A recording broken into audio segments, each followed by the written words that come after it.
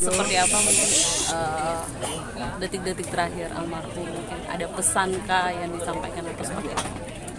Kalau pesan sih sejujurnya nggak ada, karena kan memang setelah tadi kita runtun lagi berapa lama sebenarnya mama udah terbaring sakit itu sekitar 20 bulan gitu, jadi udah setelah selama 20 bulan memang udah nggak ada komunikasi yang yang normal seperti orang tua ke anak pada umumnya, karena memang kan tragedi jantung sebelumnya di 29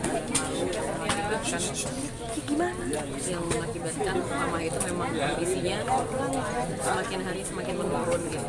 Nah, dropnya sekali memang di 4 hari terakhir ini gitu, yang kelihatan banget perubahan yang begitu drastis dari fisiknya mama di 2 minggu terakhir itu, dengan banyaknya bengkak di bagian tubuhnya dia gitu. Terus 4 hari sebelum menjelang pergiannya mama itu, pagi hari mama sudah kayak lagi ngebersihin dirinya sendiri dengan mengeluarkan banyak feses berwarna hitam gitu.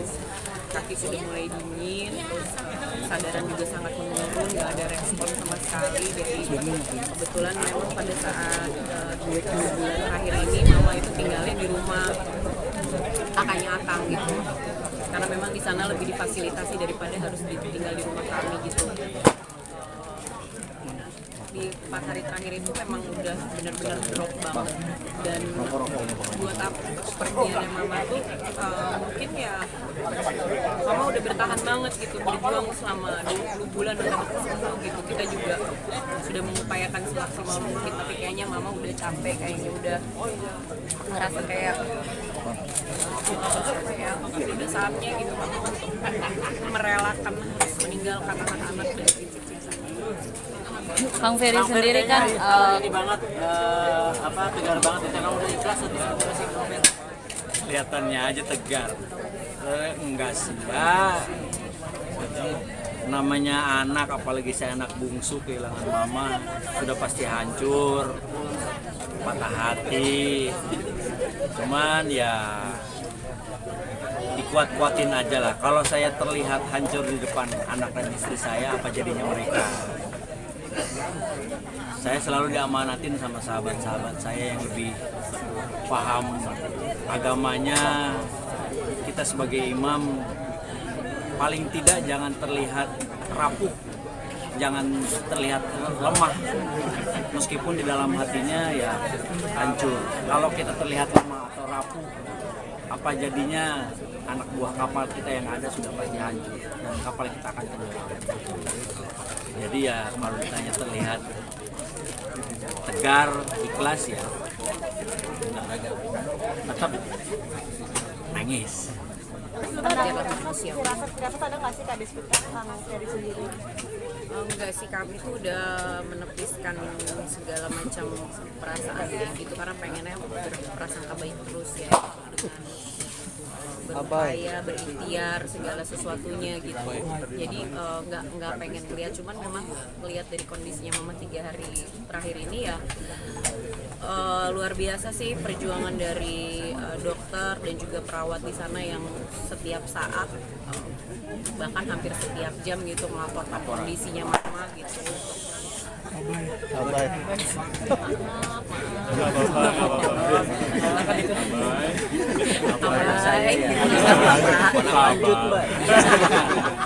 Abai,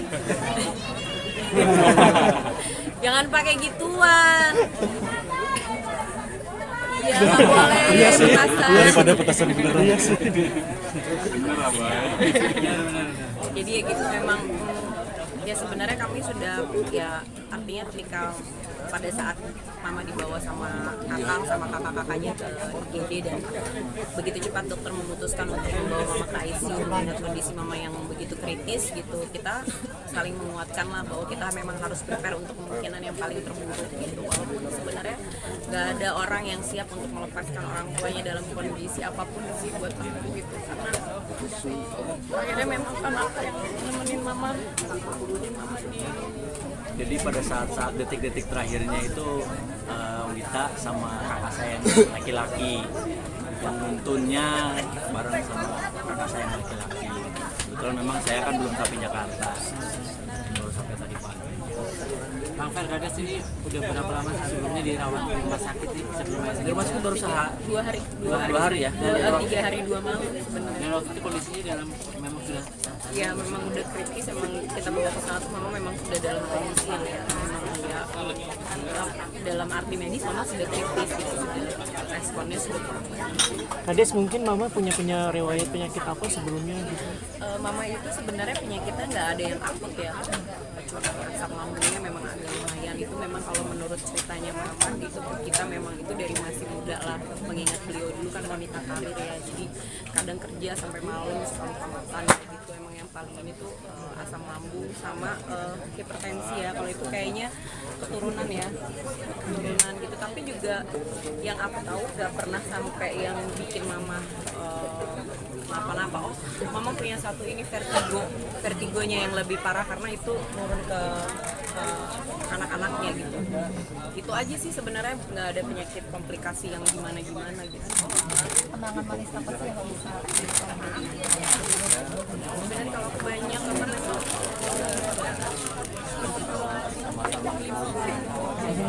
Tinggal mama tuh sebenarnya udah hampir 6 tahun mungkin ya, udah 6 tahun tinggal sama aku sama Atang gitu, atas permintaan kita berdua sebenarnya, karena mengingat mama makin tua, terus udah gitu juga di Bandung dia sendirian gitu, akhirnya kita minta dia ke Jakarta. Mama itu kan nggak pernah punya anak perempuan gitu, jadi menantunya dia adalah teman-temannya dia gitu, anak-anaknya dia, jadi dan dia tuh paling kayak kalau apa-apa tuh mungkin nanyanya sama aku gitu, kayak dia pilek, dia batuk, dia asam lambung, dia demam, itu pasti nanya sama aku obatnya apa. Bahkan kalau misalnya disuruh makan obat sama suster yang udah kita kasih tahu, obat mau makan ini gitu, enggak, nanya dulu sama ibu gitu. Maksudnya aku apa di rumah nanya dulu sama ibu. Jadi kalau aku udah bilang mama minum obat ini, baru dia mau gitu.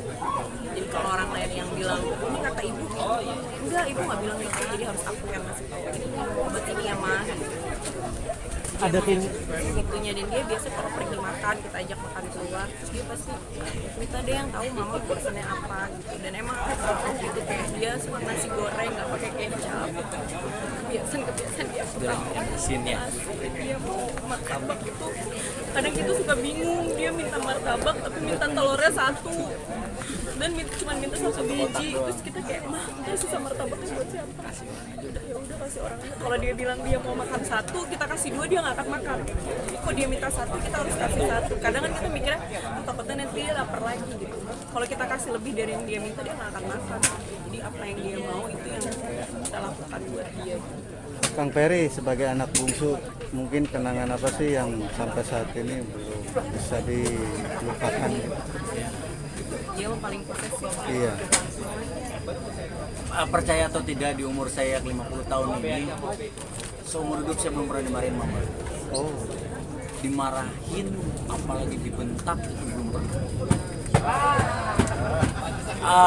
Penolakan pun jarang banget gitu. Misalnya saya minta apa, mama bilang jangan, nggak boleh, enggak. Kecuali yang membahayakan. Ya. Saya sampai pernah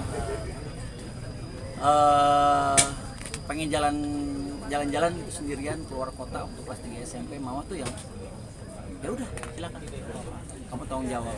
Saya naik motor, saya tabrakan, saya bermasalah dengan orang, tanggung jawab sendiri. Jadi mama nggak pernah marah, apalagi ngebentak, nggak pernah ngatur-ngatur. Udah mama tahu anak-anaknya mungkin punya tanggung jawab, jadi membebaskan itu semuanya supaya membuat kita juga mungkin lebih dewasa menghadapi hidup yang mungkin nanti akan lebih keras lagi gitu. Tapi kalau cucu-cucunya seperti apa tadi? Sepertinya terpukul sekali, Bang. Iya, ya cucu pertama mama itu kan ada tadi bawa foto itu Nino ya itu juga biasa normal lah, kayak nenek ya. Cucu-cucunya juga dekat sama neneknya. Kang Fer, mungkin ada nggak sih permintaan terakhir ya mama yang belum tersampaikan gitu sampai akhirnya meninggal, ada nggak? Enggak sih, kalau permintaan mama tuh nggak pernah minta. Nah itu dia, mama tuh nggak pernah minta. Sekalinya Mungkin yang minta, kita bingung ya, kita harus mendapatkan apapun itu. Kayak yang tadi soal martabak, terus pengen es kelapa kopior, tapi sirupnya harus yang warna ini, rasanya ini. Oke, alhamdulillah. Kayak waktu dulu lagi umroh, saya pernah umroh berdua, alhamdulillah sama mama. Mama kakinya lagi bengkak karena ginjalnya lagi sakit. Mama nggak bisa jalan, berdiri pun nggak bisa. Pada saat tawaf, ayo mah bisa. Akhirnya bisa. Kita hujan-hujanan di depan Ka'bah, banjirnya hampir setengah betis. Mama justru lari, saya kejar-kejar. Wah sabar. Nyampe kamar, saya tanya mama mau apa? Mama mau makan nggak? Enggak, mama nggak mau makan. Ya udah di luar hujan nih, kalau nggak mau makan, Eri mau mandi mau tidur. Mama mau kebab yang mana? Tadi sebelum kita naik ada tukang kebab sebelah kanan yang jualnya pakai peci putih. Lagi hujan badai, lagi umroh, cari tengah malam, hujan-hujanan sama Bapak Ibu. Saya udah beliin 2. Datang, mah ini mah. Mama cuma ngeliat, oh iya, 1 suap doang ditaruh. Alhamdulillah. Terus lagi umroh juga pada saat itu. Di tengah padang pasir tiba-tiba aku cuma nanya gitu, ayo mah turun mah kita lihat tuh itu padang pasir. Cuman pasir aja. Ya udah, mama mau apa? Mama mau es krim. Mau cari kemana? Ya mama cuma mau es krim aja. Mama tahu kan Eri, mama sukanya apa? Ya vanilla, ada stroberinya dikit. Oke sip. Carilah, saya jalan kaki dapat, alhamdulillah. Mah, ini es krim. Terima sama mama, kasihin ke teman-teman. Ini ada yang mau nggak es krimnya? Oke, bukan dia yang makan. Ri, beliin lagi. Oke, saya cari lagi, muter lagi. Akhirnya saya beli banyak, mama nggak makan, kasihin ke teman-teman. Ya itulah salah satu keunikannya mama. Antik lah kalau menurut saya. Saya nggak pernah komplain dengan sifat mama, cuman saya melihatnya itu antik aja gitu. Berbeda dengan mungkin cerita-cerita mama yang lain, yang ibu-ibu rumah tangga yang lain yang rajin masakin anak-anaknya. Mama tuh nggak gitu. Karena mama wanita pekerja, wanita karir.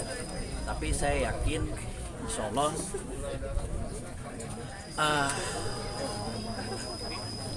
ya mama bisa berkumpul dengan orang tuanya yang sangat dia cintai. Mama itu anak tunggal, anak kesayangan kakek dan nenek saya. Pada saat dia sakit, dia sering banget ngigo. Mama tuh sering banget ngigo. Udah dijemput gitu ya. Itu apa? Itu emak tuh. Kadang kita suka ingetin lah, udah lama. Tapi mudah-mudahan hari ini mama bisa berkumpul lagi nanti di surganya Allah Subhanahu wa taala. Amin. Dari mungkin semasa mama hidup ada nilai-nilai kehidupan atau nasihat yang sering disampaikan dan selalu terngiang-ngiang di pikiran Kang Ferry dan Kak Desmond. Enggak sih, kalau aku mama tuh memang dari awal, kalau mama cuma ngingetin ke aku bahwa dia nggak akan pernah ikut campur dengan urusan keluarga anak-anak dan urusan rumah tangga anak-anaknya, termasuk dengan mengatur cucu-cucunya kata dia gitu. Kalau biasanya mungkin banyak nenek kakek di luar sana yang ikut andil dalam mendidik dan mengatur cucu mereka gitu ya, kadang lebih sering jadi bentrok sama orang tuanya sendiri gitu kan. Nah itu yang mama hindari dari kita semua. Jadi mama selalu bilang sama aku, mama mah nggak akan ikut campur cara mendidik cucu-cucu, sok aja ada, itu mah bukan tanggung jawab mama sama gitu. Karena mungkin mama pengen nanti cucu-cucu dan anak-anak dan menantunya semua itu terbentuk bukan karena campur tangan beliau gitu, karena itu menurut beliau itu udah bukan ranahnya dia gitu. Dia cuma pengen dia bisa diterima, disayang sama cucu anak menantunya semua. Dan itu aku belajar dari situ, aku berpikir oke, kayaknya alhamdulillah gitu kalau di luar sana banyak orang bermasalah dengan mertuanya. Mama sempat baik karena kan aku lebih dulu kira mama sakit di Bandung, mama sendirian di Bandung. nggak tahu mama sakit sampai pingsan. Mama tuh nggak mau sebenarnya tinggal sama kita karena menurut dia mama nggak mau gabung rumah tangga. Papa juga nggak mau. Tapi justru saya sama Kang yang Rayu-rayu. ini tuh surganya kita satu-satunya. Benernya waktu mama abis sakit harus ada di rumah. Kakaknya Kang waktu itu nangis. Ya gimana kita ini?